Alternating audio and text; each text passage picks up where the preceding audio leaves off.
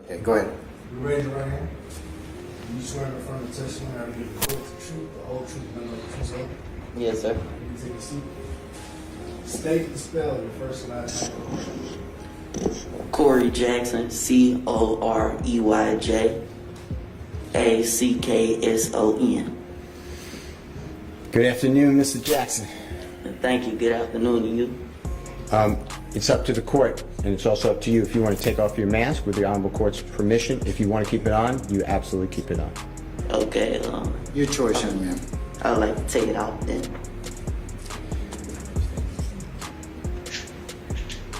Mr. Jackson, introduce yourself to the court. Tell the court what you do. Well, I'm Corey Jackson. I'm a recording artist, motivational speaker, and actor. And are you in school? Yes, sir. What grade are you in? I'm in the 11th as of right now. And you're 15 in the 11th grade? Yes, sir. How did you do that? Well, I'm homeschooled and I stay up on my studies and I work on that. Do you remember meeting a gentleman named Mr. Jeffrey Williams? Most definitely, yes, sir. Do you see him on this Honorable Court's Zoom screen? Yes, sir. And how did you meet Mr. Williams? Well, the first time I ever met him was in the mall. It was in Cumberland Mall. I was probably 8 or 9 at the time. I had first met him with my music and I approached him and I didn't know who he was. But later on that day, after I had met him, I found out who he was as far as an artist, and I found out more about him. And then when I really met him and we made the connection, made the bond, was later on when I was like 10 or 11 years old at the time. And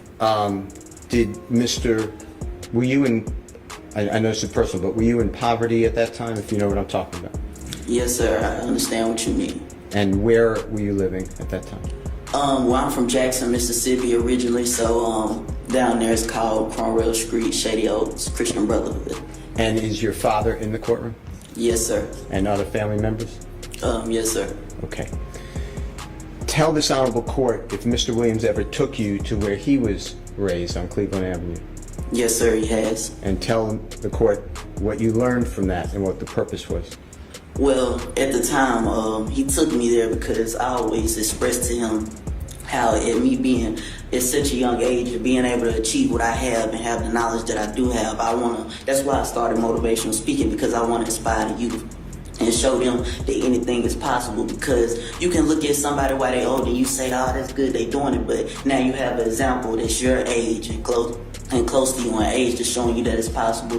And Mr. Williams, he took me to where he was from. And he showed me where he came from. He showed me the poverty that he lived in. And he told me, a saying, each one teach one, which is something that he lives by. And he has also helped instill in me that I live by now. Each one teach one. And he told me whatever knowledge you have to be able to spread it, because this is who you are trying to inspire and show them that they can become successful. So that is what he took me there for, and to show me how he was able to achieve what he has and where he comes from. And what I have to do if I want to motivate more young people like me. And tell this Honorable Court whether you have gone across our country talking to other students, people your age and younger, at schools. Yes, sir, I have. I've did different things like different school tours and doing motivational speeches for different organizations like the Boys and Girls Club and different things of that nature, and different youth centers, detention centers, of course, schools. Yes, sir, I have. And has Mr. Williams put upon you the duty that you have to always be positive and try to get other people not to do crime? Yes, sir, he has, and he has always motivated me in that goal and that mission. He has always showed me that path and always deterred me from anything that could be negative or affect me in a negative way. He always deterred me from that and showed me the right way and showed me a positive way to do anything I have going on. Has Mr. Williams taken you on tour with him, with your family's permission, and taken your family? Yes, sir, he has. And if you can remember, what are some of the places that you went with Mr. Williams? Atlanta, Georgia, Los Angeles, California, St. Louis, Chicago, New York. I've been to New Orleans with them before. many different places, Tampa, and some more places. It's been a lot. Houston, Texas? Houston, Texas, Dallas, Texas. Okay. And have you been on stage with Mr. Williams and talking to people about all positive, motivating in a positive direction? Well, yes, sir. I have been on stage with them, and we have also made motivational videos with motivational messages. And when you go to schools, is that with Mr. Williams' request? Yes, sir. And what do you tell the other children when you're there? Well, first I speak on my 5 keys to success, which are hard work, determination, dedication, motivation, and ambition. And I show them how you can utilize, if you are utilizing these 5 keys to success, how you yourself can become successful. And that is also what he helps and he sponsors me with. And when I go through the schools, I also speak on things that aren't at this stage in life taught, because while you're in school, you're going off of your report card. But when you get out of school, you're going to go off your credit report. And that's why I also teach and speak on financial literacy. Mr. Jackson, do you ever have conversations with Mr. Williams about your, the way you are outlooked, and it has to be positive, as opposed to some people look at him with the name, quote, young thug? Does he ever explain to you that not to do that?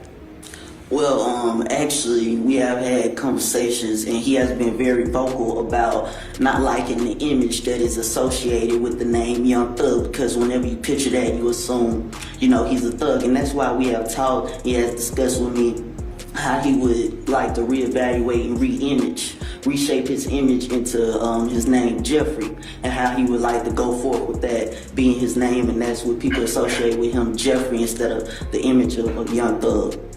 Is it Mr. Williams' communications with you that he wishes that people do not do drugs or alcohol or be a danger to the community? Yes, sir. He has expressed that to me, and he has also expressed that to many others. And does he use you as a lightning rod to express it to other people? Yes, sir, he has, and he still does. What is YS? Are you a member of YSL? Well, I'm not signed to the label on papers. What is YSL to you? Well, to me, YSL is a family. To me, YSL is, ever since I first met him, it's been all love, all respect, and it has been pure. And for me, when we spoke on it, other than, the name of the label, Young Stoner Life Records, I told him my YSL means Young Successful Life, because that's something that he has created. He is a young successful man himself, but also he is helping more young men and young women have successful lives, such as myself, for example. And that's why my YSL stands for Young Successful Lives, because that is what he has done, and that is what he is now creating and showing and putting into the community. Sir, has Mr. Williams' tutoring and guidance to you taken you out of poverty and your family? Yes, sir, it has. Has Mr. Williams ever asked you for a nickel? No, sir, he has never asked for no profit or proceeds from anything that he has helped contribute with. Never.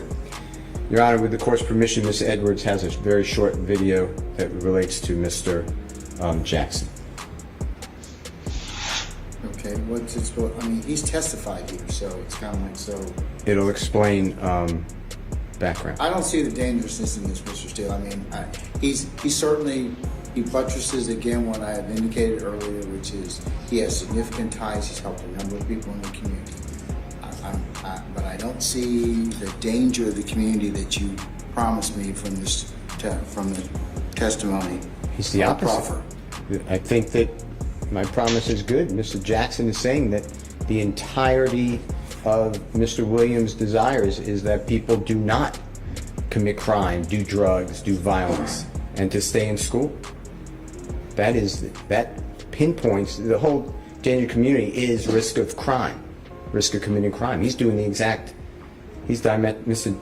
Williams through, and along with Mr. Jackson, diametrically opposed. Okay, all right. But this video, you want to show me, how long is it? 2 minutes. And what's it going to show me? It'll show you Mr. Jackson on The Ellen Show. It'll show him on CNN. It'll show him interacting with Mr. Williams, interacting at schools. just to give you an idea of how this message is all across the I think country. he's testified that more than significantly. I mean, I'll accept the video as proof of that, further proof of that particular issue, but I think Mr. Jackson here has well articulated that issue. Okay. Okay? Then I have no other questions for Mr. I want to thank you so much for being here. Thank you, sir, and thank you, Your Honor, for allowing me the time to come and speak. Oh, you're very welcome, young man. Any questions, Mr. Geary? No, sir. All right, young man, you can step down and seat in the gallery if you like.